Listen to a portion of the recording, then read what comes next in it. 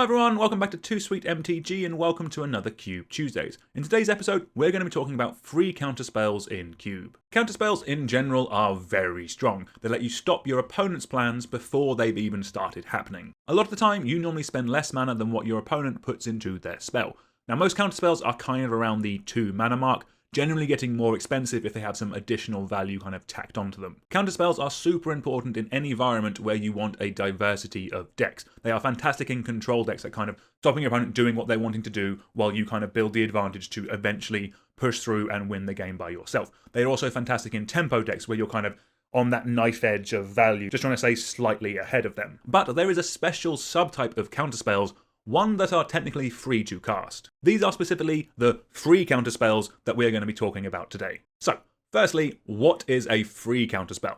Well, importantly, they're not actually free. Instead of just paying mana for them, they normally have an alternate casting cost where you have to pay a different resource. This could be by exiling a card from your hand and paying some life, it could be returning a card to your hand, or paying mana at a later point. What's very important about these spells is that they let you interact with your opponent when you have no mana available. That is huge. We've all been there looking at our opponent who has 2 islands untapped, wondering, do they have counterspell in hand? You can almost feel it coming. You can feel your questing...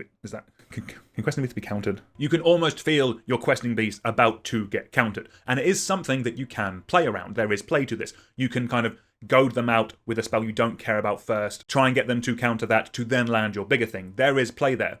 With free counterspells, where your opponent is completely tapped out, they are much harder to see coming. They could just come out of anywhere at any point and muck up your whole game plan. The best example of a free counterspell is Force of Will. With this card, you can pay 5 mana for it. Do that if you need to. But most of the time, you're going to be paying 1 life and exiling another blue card from your hand to pay it for that alternate casting cost. Importantly, you don't need mana for that. When you do this, it is a counterspell. It is a hard counter, 100%, gets rid of the thing that you want it to. All of the free counterspells kind of work similarly to this, in that they will have a cost in the top right-hand corner, but they will have an alternate casting cost where you're using a different resource. You still have to pay something, it's just not mana.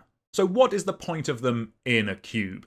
So, as we've mentioned, these are there so you can counter spells when you have no mana available. This could be because you've actually tapped out to try and affect the board. Maybe you've played your control win condition, maybe you've played a big creature, something like that. This doesn't have to be later in the game. On turn 2, you could play something like a Ledger Shredder, and you know if you can protect this, keep getting value from it, eventually it's going to grow into a game-winning threat. By tapping out and using your spells, you are growing it bigger, and by having something like a Force of Will or another free counterspell in hand, it means that you can protect it throughout the game. The other place that these free counterspells are very good is very early in the game, before you have had the chance to play Island to hold up a normal counterspell. These let you interact with your opponents when you don't have that mana. The higher power the format, the more the ability to interact in early turns is super important. If in a cube you can go turn 1, Dark Ritual, Entomb, Reanimated Grizzlebrand, the format needs some free counterspells in there to interact with that. Likewise, if your cube has combos in it, you really need the free counterspells in order to interact with them when they're least expecting it. If combo decks just have a free path, they will just steamroll a lot of cube draft. On the topic of combo decks, these counterspells go into those decks as well. They will also love the ability to tap out, play their combo pieces, and then have a Force of Will up to protect their combo pieces on the key turn where they're about to combo off and win the game. The other thing as well is that their presence in the cube will affect how people play. This is very similar to something like Settle the Wreckage. If people have seen Settle the Wreckage in the draft, even if you don't have it in your deck, your opponent has to respect it. Free counterspells are very similar. Obviously, as we've said, they are harder to plan around, but it still needs to be in the back of a player's mind. Like, okay, there is Force of Will, I saw it in the draft, I don't have it. My opponent could have it. It could actually be the difference between a combo player being completely gun-ho and just whitewashing you and making them think and kind of like, and maybe use a bit of hand attack to check the coast is clear, that kind of thing. So next up, let's tear these free counterspells out so you can see which ones I think are best and which ones I think are cube-worthy. At number 1, it is Force of Will. It is a hard counter that hits everything. It is the OG and it is the best.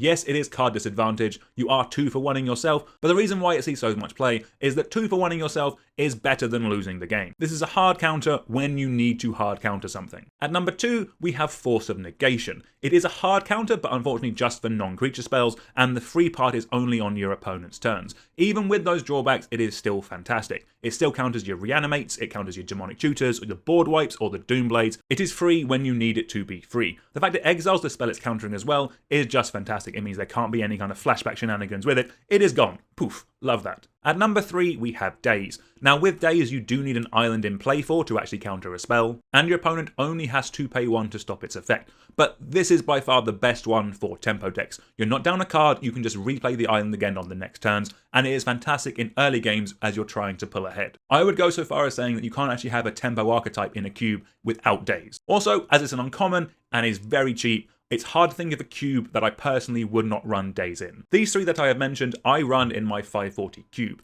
The next tier down, I would basically consider running in larger cubes. Next up is Subtlety, and this is the first one that puts the target that is countering on top or bottom of the opponent's library. This does have the benefit of being a creature, and if I'm honest, of all the ones we mentioned so far, I think it's the most likely to be hard cast out of all of them, as it is a 3/3 flying flash for 4, which is very good. The added flexibility of it being cast for free is fine. It is okay in a tempo deck. I'm not actually super high on this card. I will be honest, I have just cut this from my cube. Importantly, does say creature or planeswalker spell, so it has to be on the stack for you to counter it. So outside of like Ephemerate or Restoration Angel, it's really hard to get that additional value out of it, to get that ETB effect again that you can do with the rest of the evoke creatures in this cycle. Then at number 5, we have Misdirection. This one only lets you change the target of a spell rather than just straight countering something.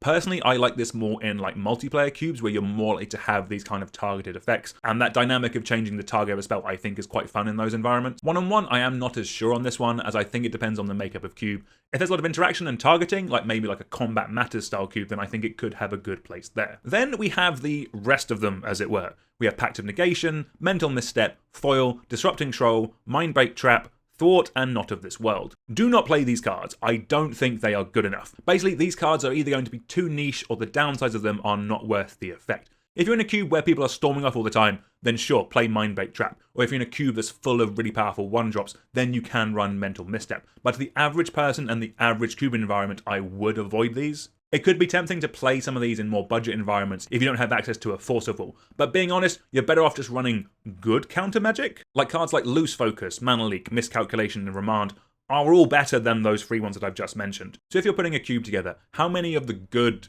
free counter spells do you want in a cube? So it does depend on the size and the power level mainly. Personally, I think Daze and Subtlety could go into any cube that could feasibly run them. I'm probably lower on Subtlety than I think a large portion of people are. Force of Will and Force of Negation are probably too pricey to go into a budget cube, but proxying does exist. The Force of Will in my cube is gold boarded anyway, it is fine. But in a strictly budget cube, those could probably be a bit too powerful anyway. Unless you had combos in there, then in which case I think they will be very good. If you're in a cube that isn't rarity restricted or massively by budget, I would personally go with 1 to 2 in a 360 cube, 2 to 3 in a 540 cube, and then at 720, that's when you're kind of looking at 4+ basically to make sure that they are seen in a cube draft. Right, so I think we're going to end it there. One last thing before I go. Remember that you can still pay mana to cast these spells. If you have nothing else to do, just pay 5 mana for Force of Will. It won't kill you. Not casting the counterspell probably will. Until next time, thank you very much for watching. I'll see you all soon. Goodbye.